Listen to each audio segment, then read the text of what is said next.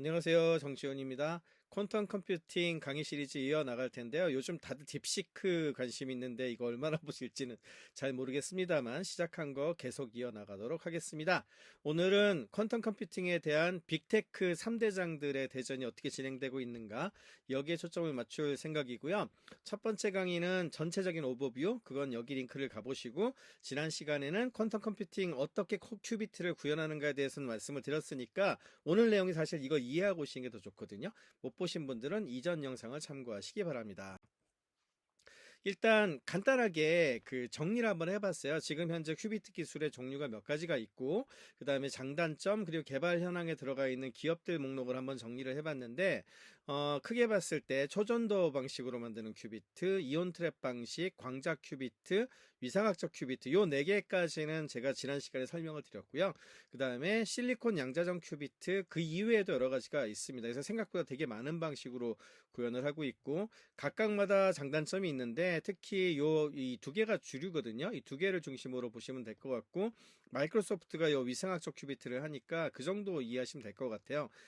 초전도 큐비트는 고체 기반으로 반도체 기술이 접목될 수 있고, 게이팅 속도가 빨라요. 그러니까 헤르츠가 빠르다 생각하시면 되고, 단점이 결맞음 시간이 짧아서 오류가 많이 날 수가 있고, 만들 때 극저온 냉각 필요한 거. 현재 IBM과 구글은 여기에 굉장히 큰 어떤 구현을 하고 있고요. 리게티 컴퓨팅도 이쪽입니다. 그 다음에 이온 트랩 방식은 결맞음 시간이 길어서 굉장히 장점이 많고요. 제어도 되게 편하고 그게 좋은데, 이제 게이트 속도가 늦다는 거, 그리고 확장성 문제에 대해서 아직 발목이 좀 잡혀 있다는 평가가 나옵니다. 여기에 들어가 있는 거는 이제 우리나라에서 창업한, 우리나라에서 많이 투자한 걸로 유명하죠. 아이온큐나 허니웰, 그리고 뭐 컨티눔 같은 그런 종류들이 있습니다. 그리고 광자 큐비트는 실온에서 동작하고 빠른 게이트 속도가 있기 때문에 뭐 이제 관심을 가지고 있는 곳인데, 요거 이야기는 다음 시간에 한번 좀 잠깐 드릴 거고요. 위상학적 큐비트는 결맞음 관련된 성능이 너무너무 좋은 그런 부분인데 아직 실험적 구현 단계라고 합니다. 마이크로소프트 집중적으로 연구하고 있다고 하죠.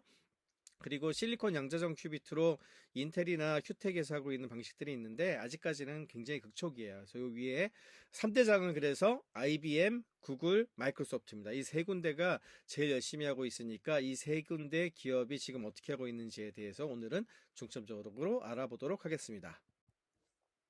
일단 IBM인데요. 누가 뭐래도 IBM이 파이오니어입니다. 특히 초전도 큐비트를 가장 먼저 만들기 시작을 했는데 2016년에 5개짜리 큐비트를 딱 만들어서 그때 이제 큐 익스피리언스라고 해서 이때도 굉장히 큰 뉴스가 됐었어요. 그러면서 프로그래밍도 할 수 있어야 되니까 프로그래밍 모델도 만들고, 그리고 그걸 이제 클라우드 기반으로 서비스도 이제 하기 시작을 했죠. 연구용 목적으로. 그래서 그 이후에도 매년 새로운 프로세서를 이제 발표를 했는데 2017년, 19년, 21년, 22년 계속해서 이 큐비트가 늘어가는 그런 걸 보여줬고요. 2023년에 콘도르 같은 경우에 1121 큐비트까지 구현을 했다고 그랬거든요. 이때 그 아키텍처가 헤비헥스라고 하는 걸 접목을 해가지고 이렇게 넓히는 그런 어떤 형태를 만들었고요. 그리고 2023년에 양자 중심 슈퍼 컴퓨팅 비전이란 걸 만들면서 굉장히 많은 다양한 연구가 여기서 가능하도록 하는 것까지 구상을 하기 시작을 합니다. 그리고 더 빨리 늘리기 위해서는 모듈화를 해야 될 필요가 있다는 생각을 하고 만든 프로세서가 헤론이라고 하는 프로세서고, 이게 이제 133큐빗을 지원을 했거든요. 그래서 2024년이 되면 2024년에 IBM이 퀀텀 시스템 2란 걸 발표를 하면서 헤론을 여러 개를 엮는 그 방법을 이제 제시를 하게 됩니다. 헤론 133큐비트 3개를 해서 399큐비트를 지원을 하고, 그 다음에 이 컴퓨터 안에 이제 노이즈를 억제하는 새로운 방법론을 제시하면서 앞으로 양자 컴퓨터는 이런 방향으로 나아갈 겁니다라고 하는 어떤 그림을 가장 먼저 그리고 가장 열심히 그려냈던 그림이 IBM이에요. IBM의 가장 큰 장점은 오래 했잖아요. 그러니까 오랫동안에 이제 연구 개발의 경험이 있고, 그 다음에 축적된 기술력도 있고요. 그리고 무엇보다 오래 했기 때문에 IBM의 퀀텀 익스피리언스와 함께 퀴스킷이라고 하는 클라우드 기반 서비스를 제공하는데 소프트웨어 키트가 있거든요. 그래서 퀀텀 컴퓨팅을 이용해서 이것저것 해보려고 하는 개발자들이 대부분 퀴스킷 가지고 시작하시는 분들이 많아요. 그리고 어디에 접목할지에 대해서도 헬스케어라든지 신약 개발 관련된 쪽에 이제 많은 걸 쌓아가려고 하는데, 특히 이제 클리브랜드 클리닉 같이 이제 미국의 가장 대표적인 의료기관하고 파트너십 네트워크를 구축을 하고 이런 부분에서 IBM이 제일 앞서가고 있는 기업이라고 말씀을 드릴 수가 있습니다. 근데 다만 IBM은 초전도 큐비트를 기반으로 하기 때문에 이 태생적 한계가 결맞음 시간이 짧아요. 그래서 오류가 많이 생기기 때문에 이 큐비트 오류율 해결을 어떻게 할 것인가에 대한 과제를 해결해야 되는 그런 문제는 계속해서 있다고 볼 수가 있겠습니다.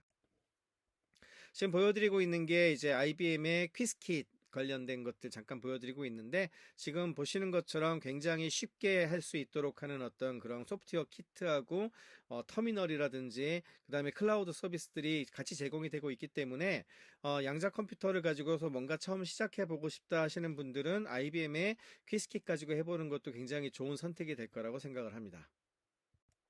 두 번째는 최근에 이제 폭풍과 같은 어떤 그런 양자 컴퓨터 시대를 열게 만든 장본인이죠.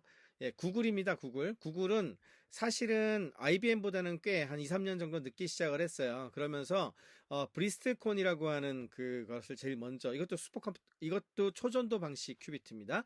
72 큐비트를 구현을 해서 잘 만들었다라고 했는데, 논란이 된 건 2019년에 시카모어라고 하는 걸 이제 발표를 하게 되는데, 이게 53큐빗이거든요. 되려 큐비트의 수는 적어졌어요.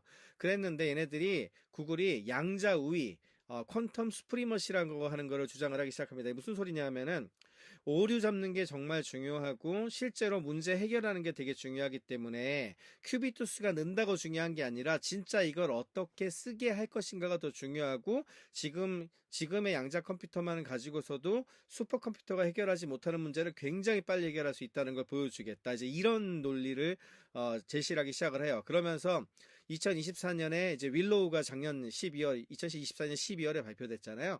이게 105 큐빗 지원하는데, 이걸 통해 가지고 뭐 수자년? 저도 처음 들었어요. 해를 넘어가는 자년 들어가는 거를 뭐 몇 분 만에 해결할 수 있다, 뭐 이런 것들 발표했었잖아요. 그런 것이 가능하게 만들려면은 큐비트를 이제 뛰어나게 제어할 수 있어야 되고 엔지니어링을 되게 잘해야 되는데, 그와 관련해 가지고 2023년에 논문을 발표를 하죠. 그게 네이처에 났던 논문이고, 그게 여기 이제 그림을 제가 갖고 왔는데 저도 잘 이해는 잘 못해요. 그냥 이걸 서피스 코드라고 부르는데요. 여기 데이터 큐비트가 노란색이고 그 다음에 측정하는 큐비트가 파란색인데, 이런 것들을 잘 엮어가지고 하나의 단위를 만들게 되면 이 빨간색으로 되어 있는 이게 디스탄스 3개의 디스탄스 거리 안에 들어와 있는 서브셋이 17개 큐빗으로 되어 있거든요. 그럼 오류 정정 코드까지 포함을 해가지고 이걸 단체로 했더니 여기 그래프에 보시는 것처럼 오류율이 엄청 줄더라는 거예요. 빨간색 왕창 줄었잖아요. 그래서 이게 왜 의미가 있었냐 하면, 전에는 큐비트 늘리는 것 자체를 어떻게 제어하고 그룹화를 해서 잘 만들 수 있을까? 근데 오류가 점점 기하급수적으로 늘어나니까 이게 실용화 되는 거야? 이런 질문이 되게 많았었거든요. 근데 구글이 제시한 거는 아니야, 우리가 이렇게 잘 엮어가지고 만들어 봤더니 큐비트가 늘어났을 때 더 잘할 수도 있어 라고 하는 걸 보여주면서 어찌 보면은 이제 새로운 시대에 대한 가능성을 열었다는 측면에서 굉장히 높이 평가를 받았어요. 다만 비판도 상당히 많습니다. 일단 첫 번째는 구글이 구현은 열심히 하고 있는데 IBM이나 마이크로소프트처럼 클라우드 기반으로 양자 컴퓨팅 서비스에 잘 접근할 수 있도록 하고 있지 않아요. 그러니까 자기네들이 열심히 잘한다라고 얘기를 하고 있는데, 많은 사람들과 함께 할 수 있는 뭐 에코시스템이나 뭐 이런 부분들에 대해서 좀 약한 거 아니야? 이런 얘기들이 나오고 있거든요. 그렇지만 이제 구글의 이게 이제 윌로우잖아요. 퀀텀 수프리머시, 이제 그 양자 우위라고 부르는데, 양자 우위에 대해서는 한 번쯤은 짚고 넘어갈 필요는 있는 것 같아요. 그러니까 큐비트 몇 개를 구현했다가 중요한 게 아니라 어떤 문제를 해결할 수 있느냐를 중심으로 봐야 한다는 어떤 그런 의미고, 양자 컴퓨터가 기존의 고전 컴퓨터나 슈퍼컴퓨터로 합리적인 시간 안에 해결하기 어려운 굉장히 어려운 문제를 해결할 수 있다, 이걸 중심으로 모든 걸 봐야 한다고 얘기를 했고, 그 첫 번째 계기가 됐던 거는 2019년 10월에 시카모어 프로세스 발표하면서 랜덤 퀀텀 서킷 샘플링이라고 하는 문제 있거든요. 이 계산 문제 같은 경우에 기존의 슈퍼컴퓨터 가지고 하면은 진짜 수천만 년씩 걸린다 그래요. 근데 이걸 빨리 계산할 수 있다. 이러면서 이게 바로 양자 우위다. 이런 문제를 해결하는 게 훨씬 중요한 거고, 이것이 양자 컴퓨터 성능을 측정하는 데 사용되는 벤치마킹이 돼야 된다라는 얘기를 한 거고요. 그 다음에 이제 2024년 윌로우 칩 발표하면서 이때는 이제 조금 더 말을 세게 했어요. 비욘드 퀀텀 수프리머시, 양자 우위보다 더한 거 이래가지고 뭐 슈퍼컴퓨터로 10조 7천억 년 걸리는 계산이 5분 내에 수행할 수 있다. 뭐 몇 자년 되는 거를 몇 년 안에 계산할 수 있다. 뭐 이런 얘기들 나왔잖아요. 예, 그런 것들. 그러니까 요 위에 이제 그 랜덤 양자 회로 샘플링 이런 거보다도 훨씬 복잡한 다른 문제들도 해결할 수 있다. 뭐 이런 얘기를 했거든요. 그랬는데 이제 반발하는 측들도 많아요. IBM 같은 데가 특히 비판을 많이 하는데, 양자 컴퓨터가 기존 컴퓨터보다 빠른 속도로 계산을 한 것은 맞는데 실제 그 계산 결과가 유용한가? 그리고 저 문제는 진짜 스페셜한 문제잖아. 저런 문제 말고 진짜 다양한 문제를 푸는 데에 이 그 양자 우위라고 하는 것이 구글의 기술 우위를 이야기하는데 좀 오용되고 있다. 뭐 이런 비판도 하고 있어서 저는 그것도 상당히 일리가 있다고 생각하거든요. 그렇지만 중요한 건 이를 통해서 많은 기업들이 더 관심을 가지고 그 문제를 해결하려고 하니까 좀 굉장히 그런 면에서 중요하다고 생각을 합니다. 마지막은 마이크로소프트입니다. 마이크로소프트는 토폴로지컬 큐빗이라고 제일 만들기 어려운 종류인데 이거를 만들고 있어요. 그리고 상대적으로 후발주자예요. 늦게 시작을 했고요.